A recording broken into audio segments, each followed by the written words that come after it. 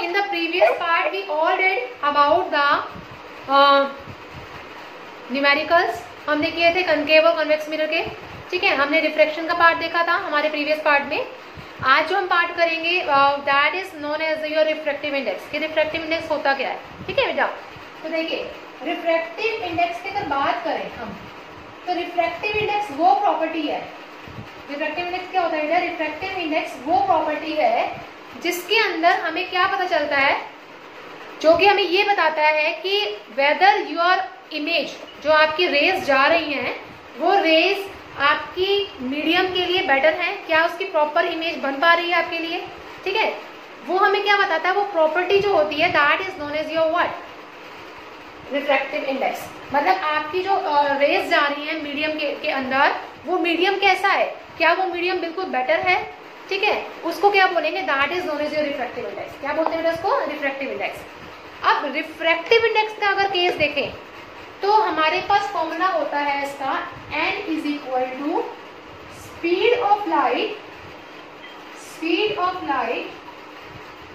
इन air और vacuum, to the speed of light in medium,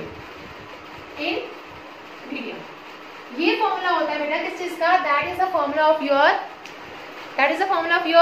refractive index. तो refractive index क्या है, speed of light in air और vacuum to the speed of light in medium, ठीक है। Air और vacuum के speed of light को हम डिनोट करते हैं बेटा c से, और मीडियम को हम क्या कैसे डिनोट करते हैं, v से। तो हमारे पास फॉर्मूला क्या आ गया, n is equal to c/v। कई बुक्स में आपको n के प्लेस पे आपको म्यू भी गिवन होता है, mu stand for your index formula and the ratio of this formula is known as your refractive index, ठीक है। रिफ्रैक्टिव इंडेक्स को n से भी डिनोट कर सकते हो आप, और उसको म्यू से भी डिनोट कर सकते हो, दोनों से डिनोट कर सकते हो आप रिफ्रैक्टिव इंडेक्स को। जरूरी नहीं है कि सिर्फ आपको n से डिनोट करना है, आप इसको म्यू से भी डिनोट कर सकते हो, ठीक है। तो वो प्रॉपर्टी है जो उसको ये बता रही है कि whether your medium is correct for that rays और not, that is known as your refractive index. Okay, after this refractive index I am telling you about the absolute refractive index क्या होता है। देखिए write down about absolute refractive index, absolute refractive index, ठीक है। Absolute refractive index क्या होता है बेटा, एब्सोल्यूट रिफ्रैक्टिव इंडेक्स के अंदर भी आपका यही चीज होती है। देखिए एयर और वैक्यूम और मीडियम पे तो बात हम करते ही करते हैं, लेकिन साथ में हम कैसे निकालेंगे एब्सोल्यूट रिफ्रैक्टिव इंडेक्स को, आपके पास दो चीज चाहिए, या तो वैक्यूम होगा या एयर होगा आपका मीडियम, और नीचे क्या होगा, मीडियम होगा। आप इसकी अगर डेफिनेशन लिखेंगे वो होती है बेटा speed of light in vacuum, what is vacuum, by speed of light in medium, ये आपका क्या रहेगा, this is known as your absolute refractive index. क्या बोलते हैं बेटा इसको, एब्सोल्यूट रिफ्रैक्टिव इंडेक्स बोलते हैं, ठीक है। Speed of light in vacuum to the speed of light in medium. अब इसमें क्या है, अब सपोज करिए हमारे पास दो मीडियम है, एयर और वाटर का दोनों का मीडियम है। इसका रिफ्रैक्टिव इंडेक्स हमने कंसीडर कर लिया लेट इट बी n1, इसका हमने कंसीडर कर लिया लेट इट बी n2, ठीक है। n1 is the refractive index of air and n2 is the refractive index of your water, ठीक है। अब मुझे एक चीज बताइए, रिफ्रैक्टिव इंडेक्स का फॉर्मूला क्या है, n1 c/v, ये हमने फॉर्मूला पढ़ा है। अगर फर्स्ट मीडियम है तो उसमें स्पीड ऑफ लाइट कितनी होगी, v1 होगी, ठीक है। सिमिलरली अगर हम n2 की बात करते हैं तो सेकंड मीडियम में क्या होगा, c/v2। आपके पास दो मीडियम है, सपोज करिए एक वाटर ले लिया और एक आपने एयर ले लिया, अलग अलग मीडियम ले लिए, ठीक है। उस केस में फॉर्मूला क्या होता है, n1 is equal to c/v1, और सेकंड फॉर्मूला क्या होगा, c/v2।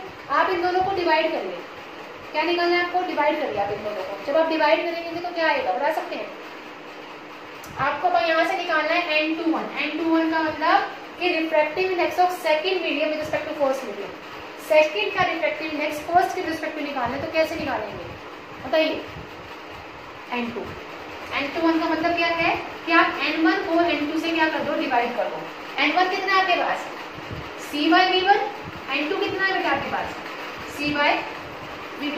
यहाँ से आपके पास रिलेशन कितना आ जाएगा, C by V1 और C by V2 से। बताइए रिलेशन कितना आएगा आपके पास? देखिए n/1 का मतलब क्या है कि speed of light in the medium first the speed of light in medium second, V1 by V2, ठीक है, मीडियम 1 by मीडियम 2।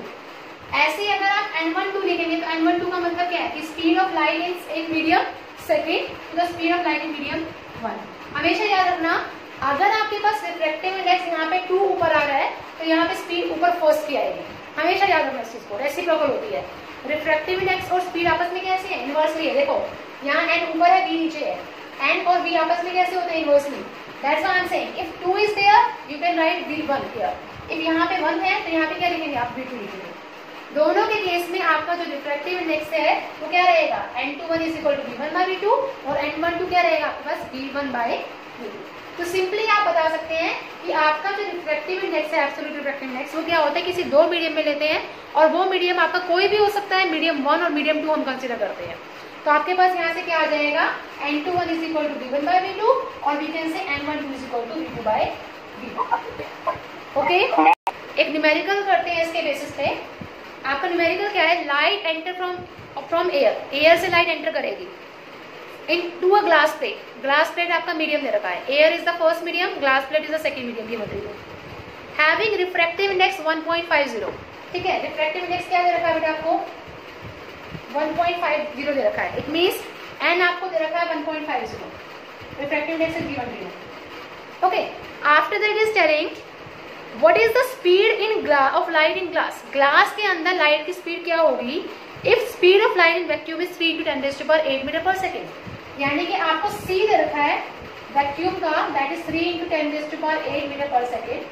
तो आपको स्पीड निकालना है किस चीज का? ग्लास के अंदर का। फिर ग्लास के अंदर स्पीड ऑफ लाइट कितनी होगी? तो how to solve this question, कैसे सॉल्व करेंगे? फॉर्मूला क्या है आपके पास? n = what? c by v formula है आपके पास रिफ्रैक्टिव इंडेक्स का, ठीक है बेटा। तो यहाँ से क्या हो गया? c कितना है? 3 × 10⁸ अपॉन v हमें निकालना है। रिफ्रैक्टिव इंडेक्स कितना गिवन है? 1.50, 1.50। n is given to you 1.50। तो यहाँ से v निकाल सकते हैं ग्लास का, बताइए कैसे निकालेंगे? vg का मतलब velocity of light in glass. तो vg कैसे निकालेंगे बेटा? vg is equal to 3 × 10⁸। इसको नीचे ले जाइए, इसको वहां ले जाइए, ये हो गया 1.50। सॉल्व करिए इसको। जब सॉल्व करेंगे तो कितना आएगा आपके पास? इंटू 100 हो गया। तो यहाँ पे कितना हुआ? 3 × 1 = 3, 5 × 0, 5 0 से 0 कैंसिल, 5 × 1 = 5। तो कितना आ गया बेटा आपके पास? 2 × 10⁸ मीटर पर सेकेंड। समझ आया न्यूमेरिकल बेटा?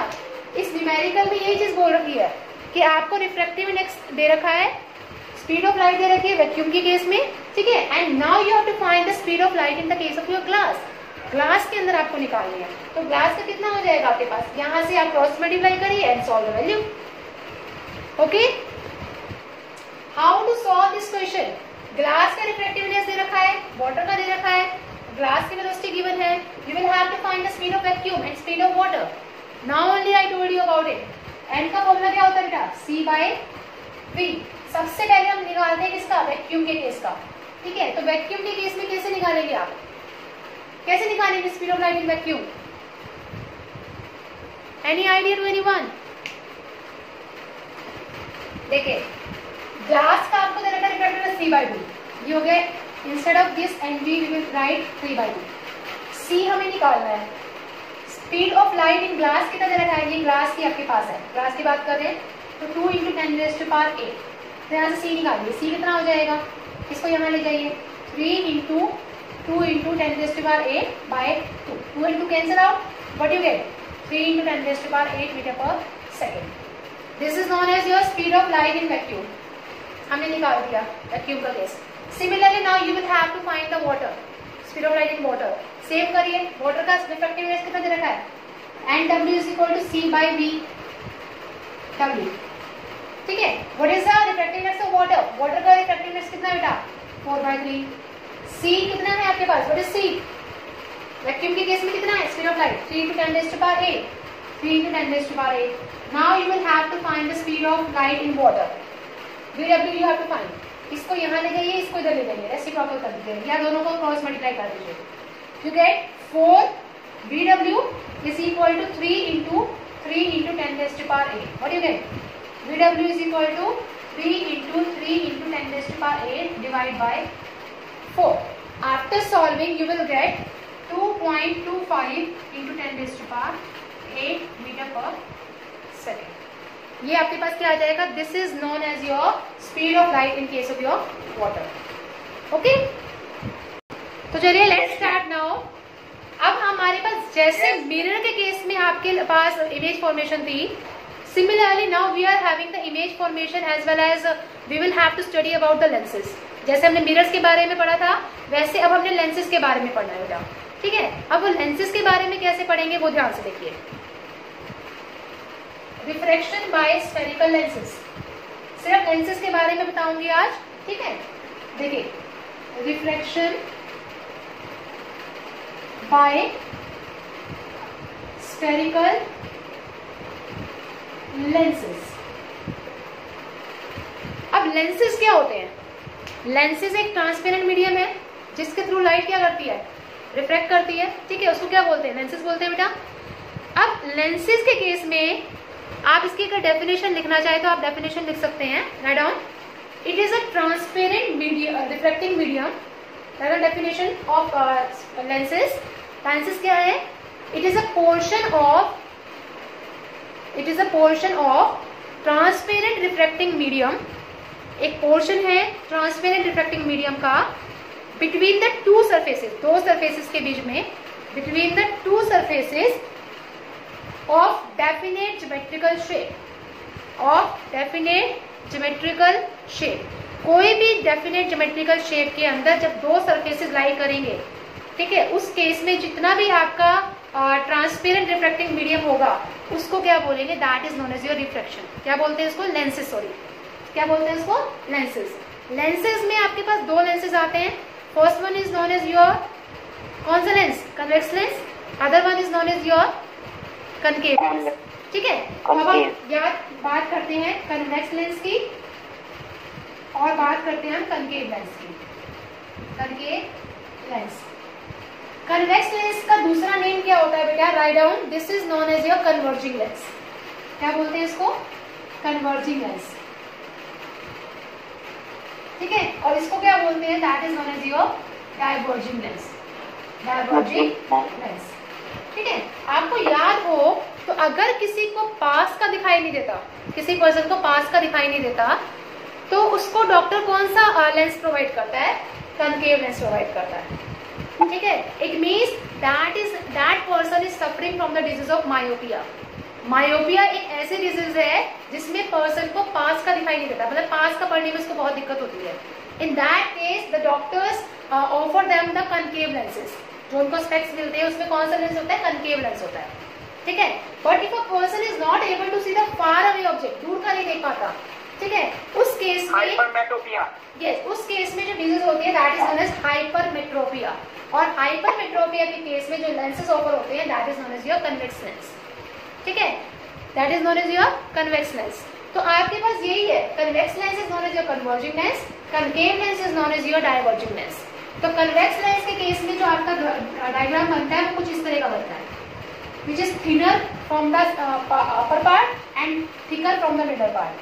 मिडल से थिकर होंगे और अपर एंड एजेस से कैसे होंगे? थिनर होंगे. लेकिन कनकेव के केस में आपका क्या होता है? मिडल से थिनर होता है एंड एजेस से क्या होते हैं बेटा? This is known as thicker part.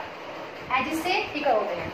तो concave lens is that lens which is thicker in the middle and thinner at the edges.